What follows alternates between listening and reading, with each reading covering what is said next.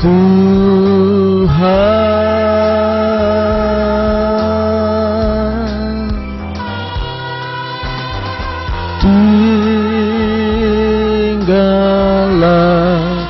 dalam hatiku,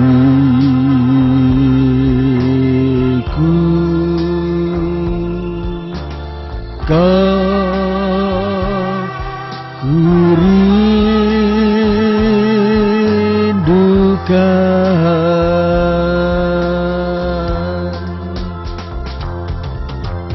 Yesus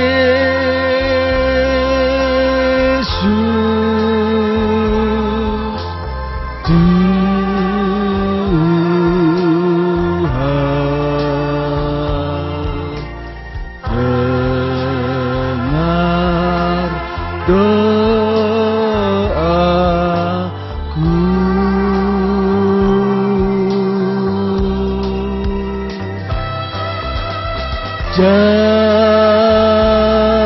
Janganlah Tuhan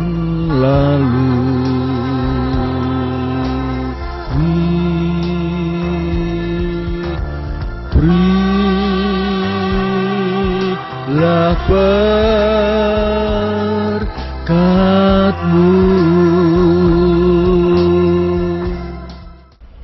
Kemuliaan bagi Allah, kita jumpa kembali para pemirsa yang saya kasihi, umat Kristiani.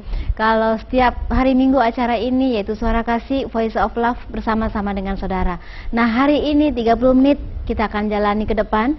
Biarlah program ini mendapatkan suatu impartasi bagi saudara, di mana iman kita semakin ditumbuhkan. Dan saya sampaikan kepada saudara, biarlah setiap hari Minggu saudara rajin beribadah di tempat gereja di mana saudara dapat ditumbuhkan dan melayani. Hari ini ada Bapak Lukas yang akan melayani kita tentang satu judul firman Tuhan yang indah, yaitu Yabes, di mana Yabes itu diurapi oleh Tuhan. Dan apa yang akan terjadi dengan beliau, mari kita ikuti bersama-sama.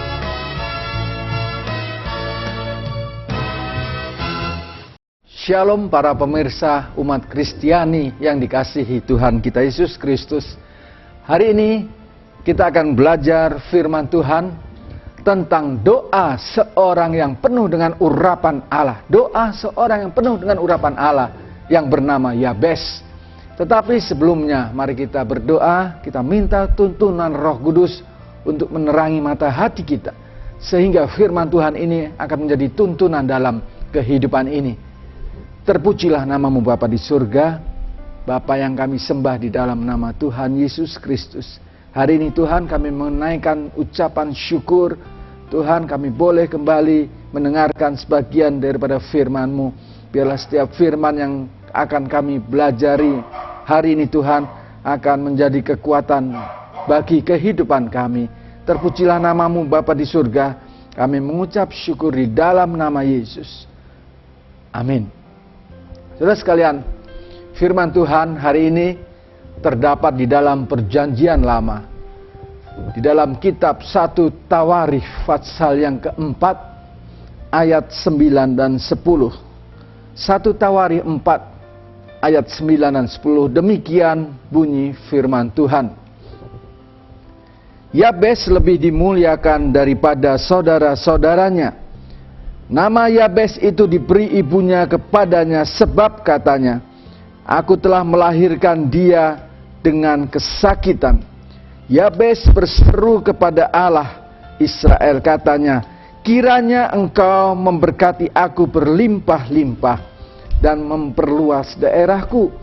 Dan kiranya tanganmu menyertai aku dan melindungi aku daripada malapetaka, sehingga kesakitan tidak menimpa aku.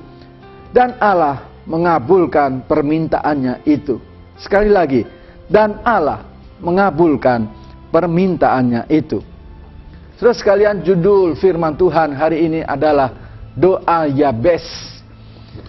Mungkin banyak di antara kita baru pertama kali mendengar nama Yabes. Saudara sekalian, nama Yabes memang hanya disebutkan di dalam Perjanjian Lama ini, di dalam 1 Tawarikh. Saya sangat tertarik dengan doa yang dinaikkan oleh Yabes. khususnya dari setiap bagian dari isi doanya. Saudara sekalian, Yabes adalah seorang yang diperhatikan oleh Allah. Kita bisa melihat dari ayat yang baru kita baca. Kita melihat ada perbedaan pada Yabes, sehingga ia lebih dimuliakan daripada saudara-saudaranya. Di dalam ayat 9 dikatakan Yabes lebih dimuliakan daripada saudara-saudaranya. Ia adalah seorang yang penuh dengan urapan Allah, seorang yang haus dan intim dengan Allah, seorang yang dekat hubungannya dengan Allah. Di dalam ayat 10 dikatakan, Yabes berseru kepada Allah, dan kalimat terakhir berkata, dan Allah mengabulkan permintaannya itu. Saudara sekalian, Allah mengabulkan permintaan Yabes. Alangkah sukacitanya kita bila mana Allah mengabulkan permintaan kita. Permohonan yang sedang kita gumuli dikabulkan. Mungkin itu merupakan problem, tantangan, aniaya, pencobaan, dan masalah hidup kita. Saudara, masalah adalah alat yang paling efektif yang dipakai Allah untuk membawa kita intim dengannya, untuk membawa kita lebih dekat dengan Dia. Saudara, kita perlu menjalin hubungan yang intim dengan Allah Bapa di surga, seperti yang dilakukan oleh Yabes. Yabes melakukan dialog secara terus-menerus dengan Bapa dalam keadaan apapun lewat doa-doanya. Di dalam Mazmur pasal yang ke-25 ayat yang ke-14 dikatakan demikian. Demikian firman Tuhan, Tuhan bergaul karib dengan orang yang takut akan Dia, dan perjanjiannya diberitahukannya kepada mereka. Nah, apakah cirinya kita adalah orang yang takut akan Allah? Apa tanda-tandanya kita takut akan Allah? Cirinya adalah orang yang melakukan kehendak Allah dan tidak menyimpan dosa walaupun tidak ada orang yang melihatnya. Itulah ciri tanda orang yang takut akan Allah. Orang yang takut akan Allah adalah orang yang menyadari karena Allah Maha Hadir, maka setiap pikiran dan perbuatan kita diketahui dan dinilai oleh Allah setiap waktu. Takut akan Allah akan menjadi gaya hidup sehari-hari apabila kita melakukannya setiap hari dan akan menjadi suatu kebiasaan. Apabila kita sudah bergaul intim dengan Allah, maka kita akan menjadi sahabat karib Allah. Dan sebagai sahabat karib Allah, Allah akan memberitahu janji-janjinya kepada kita. Allah akan memberitahu rahasia-rahasianya kepada kita. Nah, apakah saudara mau menjadi sahabat karib Allah? Tergantung saudara. Yabes bertindak setelah ia berdoa. Mengapa? Kita harus sadar bahwa kita tidak dapat berjalan sendiri tanpa campur tangan Allah dalam setiap aspek kehidupan kita ini. Daging kita lemah dan hikmat dunia ini merupakan kebodohan bagi Allah.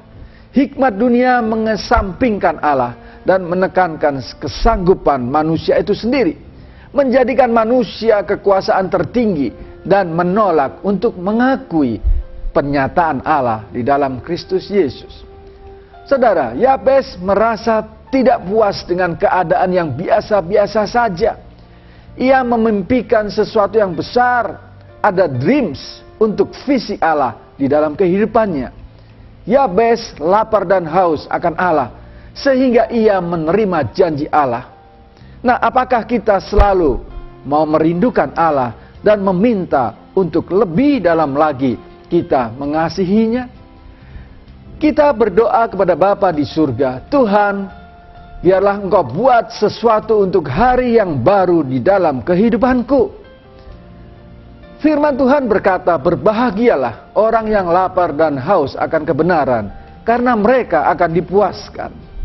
Nah, di dalam doa Yabes, hari ini kita akan belajar ada 4 permintaan Yabes yang dikabulkan oleh Allah.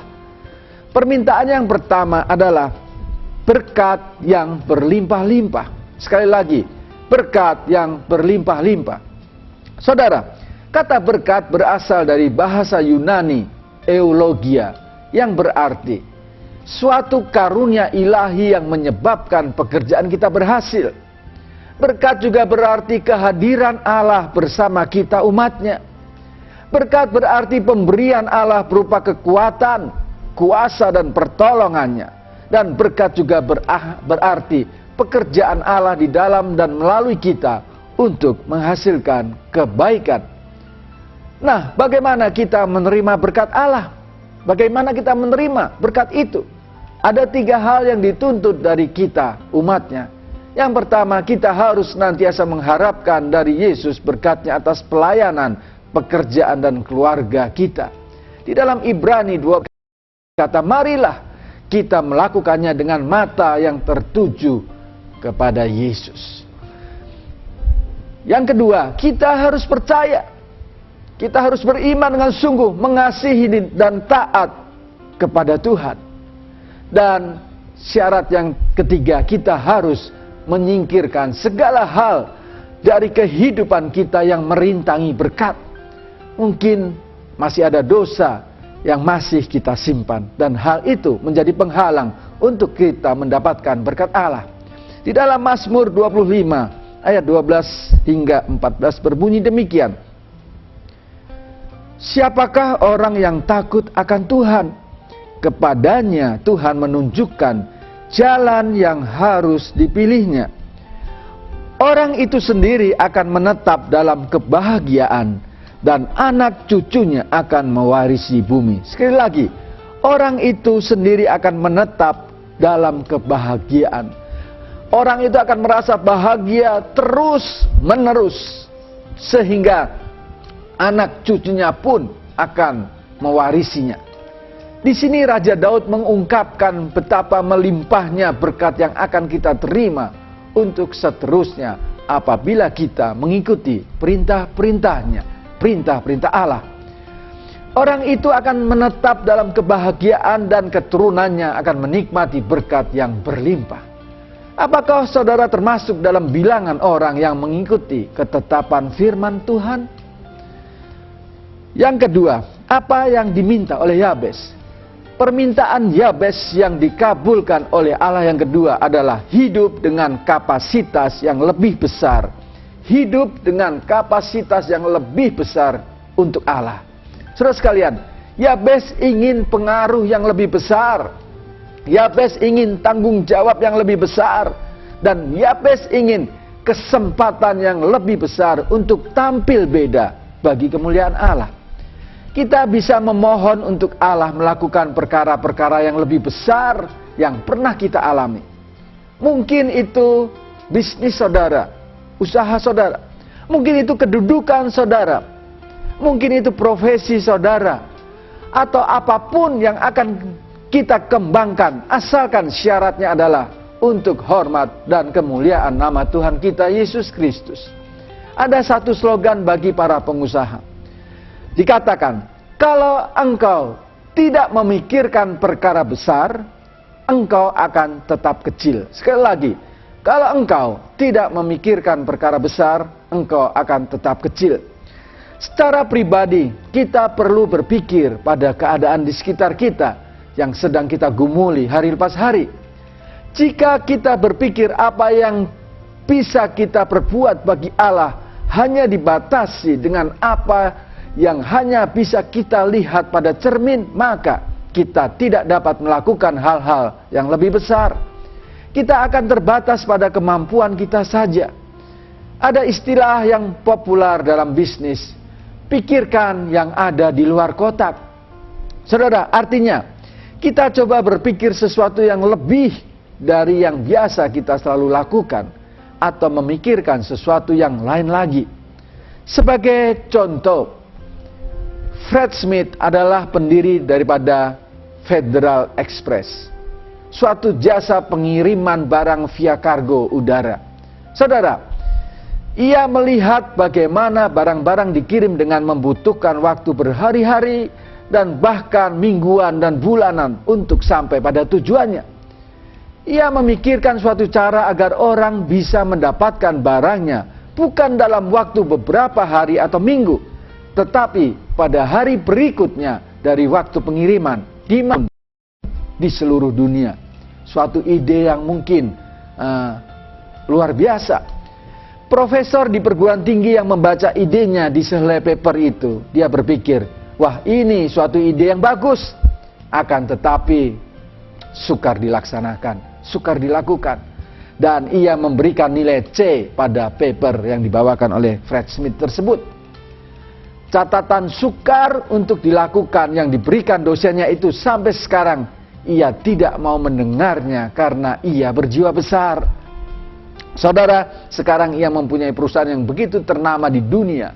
Perusahaannya sekarang bernama FitDex. Mungkin saudara juga mengenalnya. Fred melihat kotak paket pengirimannya dan untung ia telah memikirkan apa yang ada di luar kotak. Di luar hal-hal yang biasa dia lakukan. Di luar hal-hal yang biasa dilakukan orang lain sehingga ia berhasil.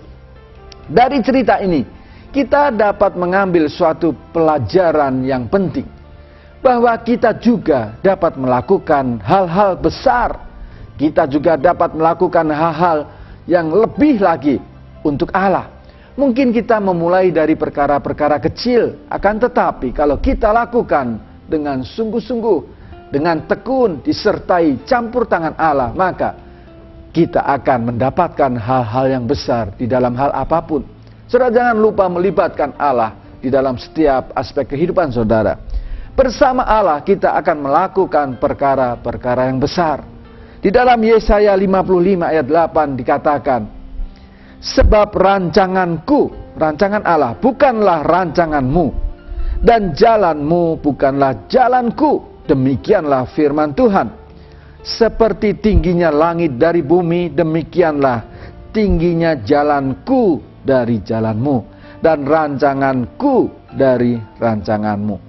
Saudara sekalian, biarlah kita meminta kepada Tuhan dalam sanubari kita yang paling dalam, apa yang menjadi rancangan Tuhan dalam hidup kita untuk kemuliaannya.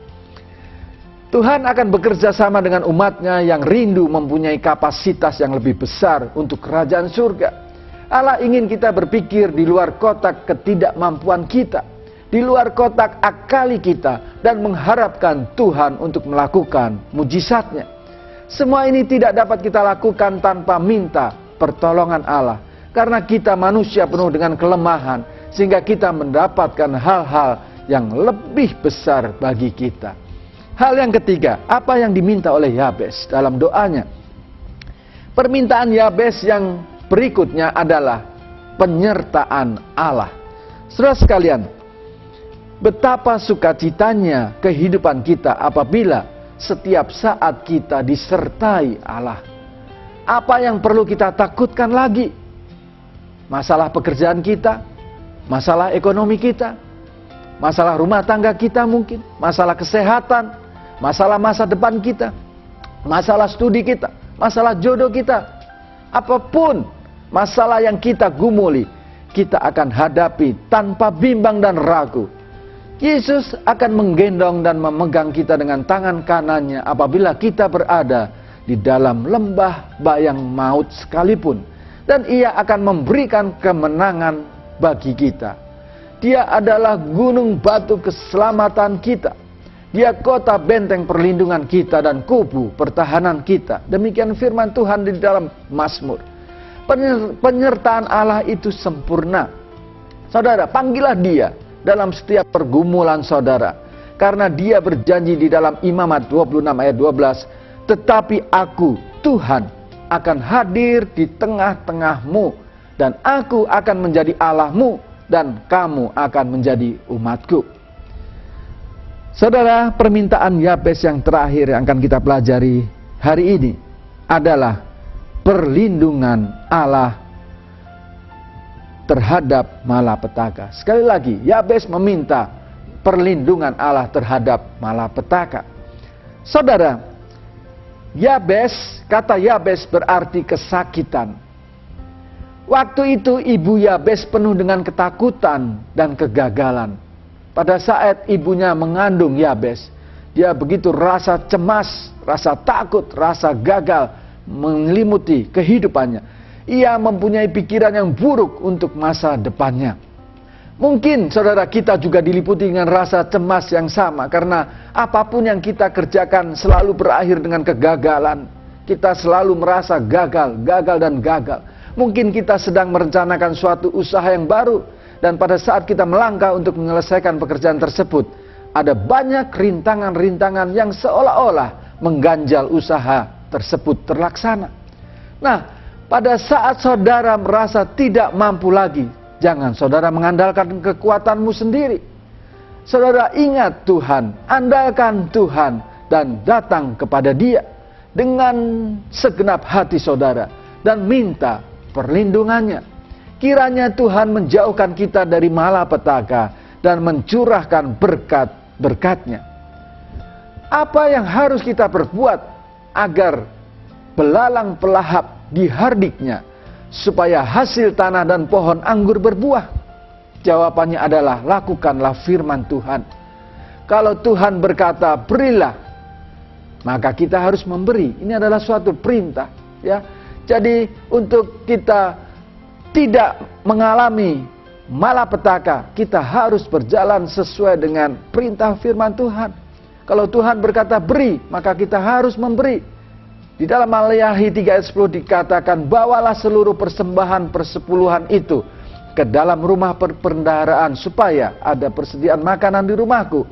Dan ujilah aku, firman Tuhan semesta alam, ujilah. Apakah aku tidak membukakan bagimu tingkap-tingkap langit dan mencurahkan berkat? Mungkin saudara belum melakukan firman Tuhan ini.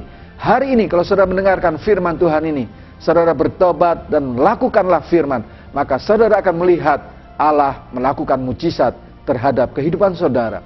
Saudara, dalam ayat terakhir dikatakan, maka kamu akan melihat perbedaan antara orang benar dan orang fasik, antara orang yang beribadah kepada Allah dan orang yang tidak beribadah kepadanya. Saudara, inilah firman Tuhan yang kita dengarkan hari ini. Biarlah setiap firman yang kita dengar boleh kita renungkan dan kita lakukan dalam kehidupan kita hari lepas hari, sehingga kita sungguh-sungguh memperoleh kemenangan di dalam hidup ini. Amin. Mari kita berdoa.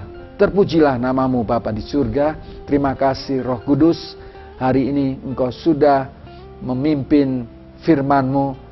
Biarlah setiap umat-Mu yang mendengarkan firman Tuhan hari ini, Tuhan, kami diubahkan, kami makin sempurna seperti Engkau Yesus. Terpujilah namamu Bapa, biar bukan karena kekuatan, bukan karena kegagahan kami, tetapi Tuhan, oleh karena Engkau yang ada di dalam kehidupan kami, maka kami dapat menghadapi semua problem, semua masalah kehidupan yang ada di depan kami. Terima kasih Bapa di surga, Engkau Allah yang menyertai kami umat-Mu, di dalam nama Yesus. Segala puji, hormat, syukur kami kembalikan ke hadirat-Mu. Amin.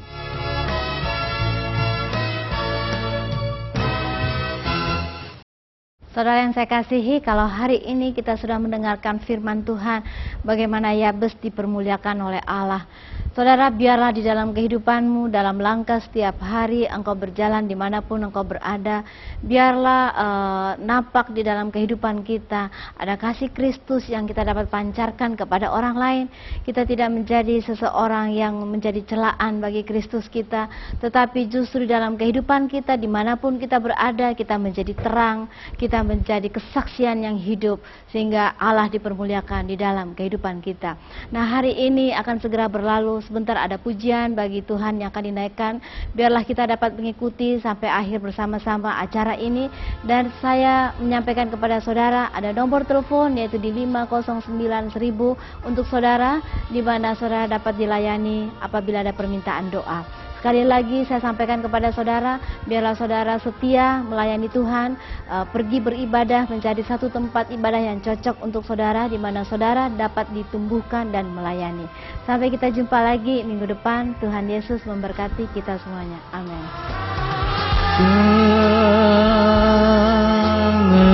Janganlah Tuhan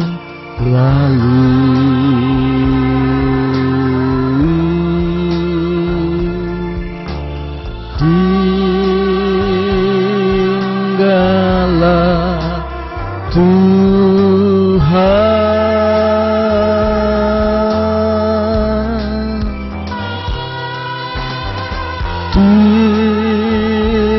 tinggallah dalam hatiku.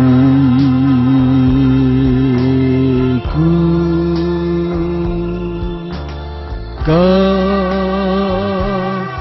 kurindukan,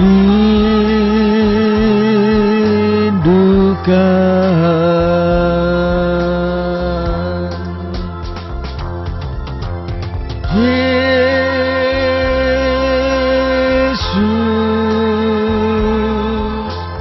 Tuhan,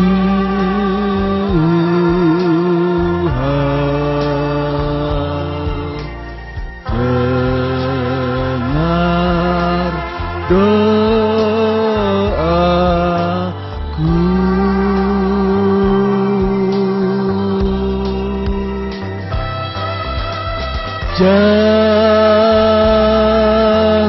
Janganlah Tuhan lalui,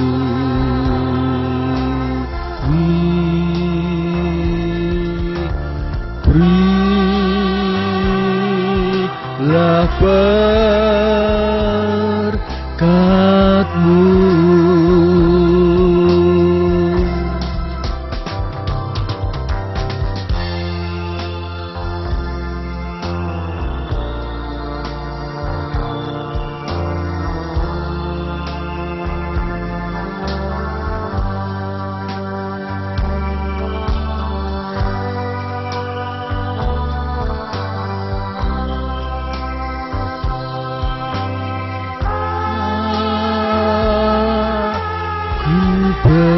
Bersujud padamu,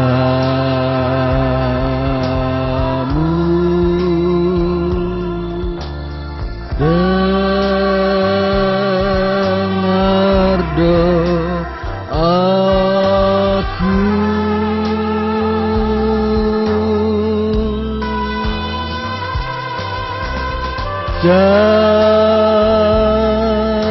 Jadikan teguh imanku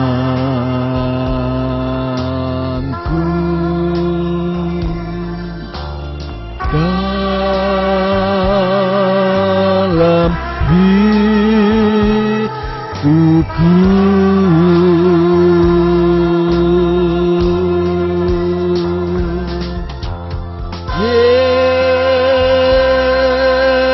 Yesus Tuhan,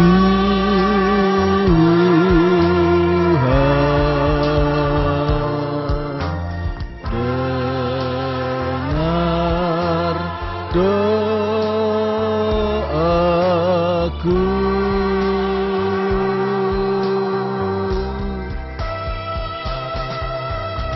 doaku.